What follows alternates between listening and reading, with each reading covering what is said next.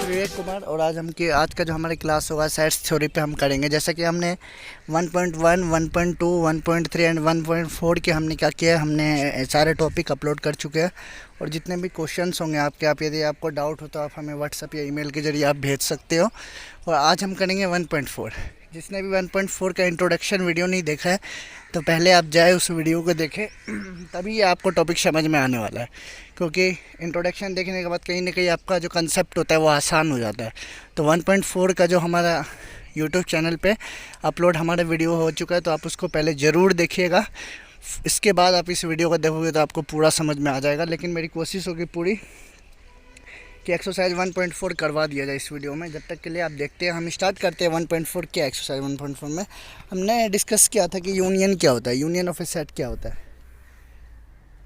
तो union set समझने के लिए हमें पता है कि कोई भी जो एलिमेंट है, जैसे मैं क्वेश्चन में आपको बता रहा हूँ, जैसे कोई भी एक एलिमेंट है, जैसे x है 1 3 5 और y है 1 2 3, इसका हमें क्या निकालना है, यूनियन निकालना है। क्या निकालना है हमें, यूनियन निकालना है। यूनियन निकालने के लिए मैंने आपको बता रखा था कि जो भी क्वेश्चन से यूनियन निकालने और जो भी एलिमेंट्स हो उसके, उस एलिमेंट को आप क्या करें, आप लिख दीजिए। बट कोई भी एलिमेंट्स रिपीट नहीं होना चाहिए। जैसे 1 3 5 है, मैं आपको दिखा देता हूँ। 1 3 5 है, एक्स हमारा 1 3 5 और y 1 2 3, इसका यूनियन करेंगे क्या आएगा, x यूनियन y। मैं अभी आपको पूरा बता रहा हूँ। तो ये हमारा क्वेश्चन है, देख लीजिएगा। जितने भी ये सारे क्वेश्चन है, आंसर मैं भी आपके पास ला रहा हूँ, ये सारे क्वेश्चन है। ठीक है, तो पहला क्वेश्चन स्टार्ट करते हैं। हमें यूनियन निकालना है। x दिया हुआ है 1 3 5 और y हमें दिया हुआ है 1 2 3। तो इनका यूनियन निकालने के लिए हम क्या करेंगे, जो भी एलिमेंट है उन एलिमेंट को लिख देंगे, बट कोई भी एलिमेंट रिपीट नहीं होना चाहिए। देखो x 1 3 5 है, y 1 2 3 है, लिख दिया 1 2 3 और 5 लिख दिया। देखो यहाँ पे x यूनियन y में कोई भी एलिमेंट रिपीट नहीं है। x का एलिमेंट भी है इसमें, y का एलिमेंट भी है, लेकिन ऐसा नहीं है कि एक एलिमेंट को हमने 2 बार लिख दिया। तो सिंपल सा यूनियन का फंडा है। 1 था इधर, 1 इसमें भी था तो लिख दिया, 3 था, 3 इसमें भी था, लिख दिया, 2 था इसमें, 2 भी लिख दिया, 5 था इसमें, 5 भी लिख दिया। कोई एलिमेंट रिपीट नहीं हुआ तो वही यूनियन होता है। मैंने आपको इंट्रोडक्शन वीडियो में बता दिया था। देखते अगला है, सेकेंड है AEIOU। क्या है, ए सेट है, वोवेल, सेट ऑफ वोवेल होता है ये AEIOU है। क्योंकि आपको पता है इंग्लिश अल्फ़ाबेट में जो AEIOU जो होता है, AEIOU जो होता है वो सेट ऑफ वोवेल्स होता है। तो सेट ऑफ वोवेल्स में AEIOU है और सेट बी है उसमें ABC है। तो इनका यूनियन क्या होगा, सिंपल सा फंडा है। यूनियन आपको पता है, एलिमेंट को लिख दो ABCEIOU, कोई एलिमेंट रिपीट नहीं होना चाहिए, बस सिंपल सा फंडा है। उस एलिमेंट को लिख दो, कोई भी एलिमेंट क्या नहीं होना चाहिए, रिपीट नहीं होना चाहिए। तो ये हमारे यूनियन का साइन होता है, आप देख लो। ठीक है, ए यूनियन भी है। सी थर्ड क्वेश्चन है फर्स्ट का, x is that x is a natural number. X कौन सा नंबर है, नेचुरल नंबर। नेचुरल नंबर को आपको पहचान होनी पड़ेगी। जो नंबर 1 से स्टार्ट होता है, मैंने बता रखा है, उस नंबर को क्या कहते हैं, नेचुरल नंबर तो है ही एक्स, और मल्टीपल ऑफ 3 भी है। नेचुरल नंबर होने के साथ साथ एक्स क्या है, मल्टीपल ऑफ 3। तो आपको पता है नेचुरल नंबर क्या है, 1 से स्टार्ट होता है, 1 2 3 4 5 6 इन्फिनाइट तक चलते रहता है। लेकिन इसने बोल दिया सेट ए नेचुरल होने के साथ मल्टीपल ऑफ 3 भी है। तो मल्टीपल ऑफ 3 होने के लिए क्या कंडीशन है कि वो 3 का डिविजिबल होगा, 3 के मल्टीपल में आएगा, 3 6 9, और ये जितने भी नंबर है सारे क्या है, नेचुरल नंबर है। और सेट भी है, वो नेचुरल नंबर है, और नेचुरल नंबर के साथ साथ क्या है, वो 6 से कम है। तो नेचुरल नंबर स्टार्ट कहाँ से होता है, 1 से होता है। तो 1 2 3 4 5, तो इसका आप यूनियन कर देंगे। देखो ये वाला जो क्वेश्चन दिया हुआ था, ये रोस्टर फॉर्म, ये सेट बिल्डर फॉर्म में दिया हुआ था, मैंने आपको बता रखा है। सेट बिल्डर फॉर्म है ये जितने भी ये क्या है, ये सेट बिल्डर फॉर्म है। 1.1 में ही आपने सीखा था सेट बिल्डर फॉर्म और रोस्टर फॉर्म। तो सेट बिल्डर को पहले हमें किस में बदलना पड़ेगा, रोस्टर फॉर्म में हमने बदल दिया सेट बिल्डर फॉर्म को। रोस्टर फॉर्म में बदल देने के बाद क्या हुआ, इसका यूनियन कर लिया। यूनियन करेंगे तो क्या आएगा, 1 2 3 4 5। देखो 3 यहाँ भी है, 3 यहाँ भी है, फिर 3 लिखना पड़ेगा, 6 9 12 15 18 चलते जाएगा। ये तो 3 का मल्टीपल है। आपको पता है कि सारे एलिमेंट्स को लिखना पड़ता है यूनियन में, बट कोई एलिमेंट रिपीट नहीं हो। तो देखो 1 2 3 4 5 लिख दिया, यहाँ पे 3 6 9 12 15 आप लिख के थक जाओगे। तो सिंपल से यूनियन में आप क्या करोगे, 1 2 4 5 लिख दिया आपने, और यहाँ पे लिख दिया मल्टीपल ऑफ 3। क्या लिख दिया, 1 2 4 5 और मल्टीपल ऑफ 3, यानी कि सारे एलिमेंट्स को लिख दो, बट कोई एलिमेंट्स रिपीट नहीं होना चाहिए। देखो 1 2 4 5 लिख दिया, और मल्टीपल ऑफ 3 भी लिख दिया, क्योंकि 3 सेट बी में भी था, 3 जो है हमारा सेट ए में भी था। ठीक है, फोर्थ पार्ट है इसका, फोर्थ पार्ट है, एक सेट है ए 2 3 4 5 6, सेट बी है 7 8 9। आप सिंपली इसका यूनियन कर सकते हो, मैं बार बार नहीं बताऊंगा, आपको डाउट हो तो आप मेल कर दीजिएगा, ठीक है। फिफ्थ क्वेश्चन है, एक सेट ए है 1 2 3, सेट बी है 5 सेट मैंने बता रखा है नल सेट होता है, एम्प्टी सेट होता है ये। इसकी वीडियो आप अपलोड हो चुके हैं, आप देख लेना इंट्रोडक्शन में। तो ए यूनियन बी करोगे, ए 5 का मतलब होता है कुछ भी नहीं, नथिंग, एक भी एलिमेंट नहीं है इस सेट में।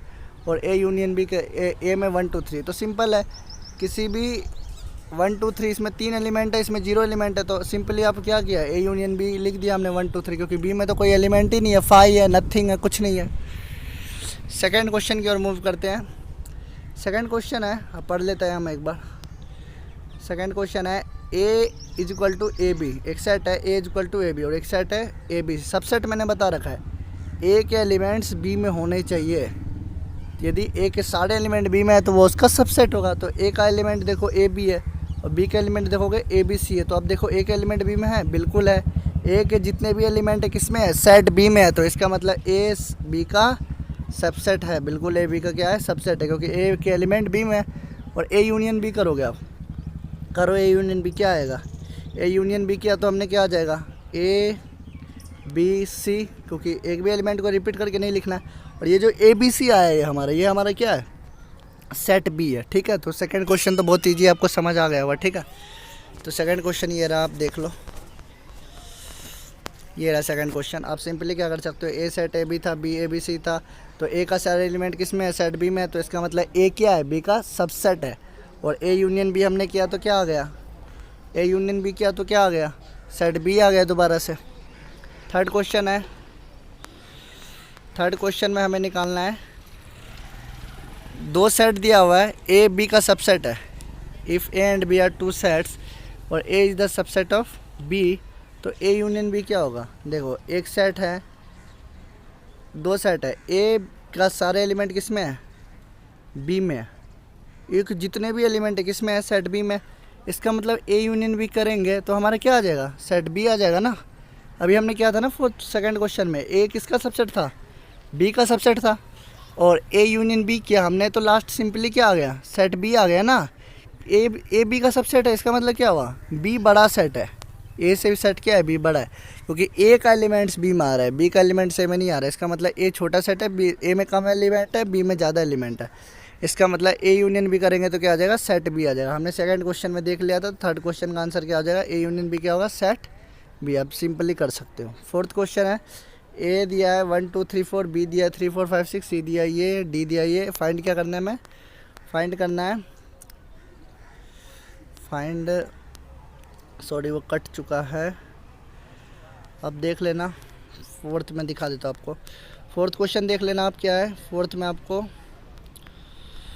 फोर्थ क्वेश्चन है ये, आपके पास set A B C D दिया हुआ, तो आपको ए यूनियन बी फाइंड करना है। तो सिंपली आप कर सकते हो ए यूनियन बी, ए दिया हुआ है, बी दिया हुआ है, तो क्या हो जाएगा A union B. A union B आ जाएगा हमारा 1 2 3 4 5 6, सिंपली आ जाएगा, ठीक है। कोई दिक्कत, कोई भी एलिमेंट को रिपीट करके नहीं लिखना है। तो सिंपली आप क्वेश्चन नंबर फोर्थ कर सकते हो। तो मैं इस क्वेश्चन को स्किप कर रहा हूँ, आप कर लेना, डाउट हो तो आप मुझे व्हाट्सअप कर देना, ठीक है। तो ए यूनियन बी निकाल लोगे, सिंपली इसका अगला पार्ट देखोगे, ए यूनियन सी निकालना है। क्या निकालना है, ए यूनियन सी भी निकाल लोगे, कुछ नहीं है, ए लो और सी लो, उन दोनों में जो भी एलिमेंट्स मिल रहे हैं, जो एलिमेंट्स उनको लिख दो, बट कोई भी एलिमेंट को रिपीट नहीं करके मत लिखना, कॉमन एलिमेंट नहीं लिखना होता है। सारे एलिमेंट्स लिख दो ए और सी का, लेकिन कोई एलिमेंट को रिपीट करके आपको नहीं लिखना है, ठीक है। तो क्वेश्चन नंबर 5 फोर्थ हो जाएगा आपका। फिफ्थ की ओर मूव करता हूँ मैं, अभी मैं जल्दी जल्दी वीडियोज़ बना रहा हूँ, ठीक है। सिंपली सा क्वेश्चन है, आप कर लेना इनको।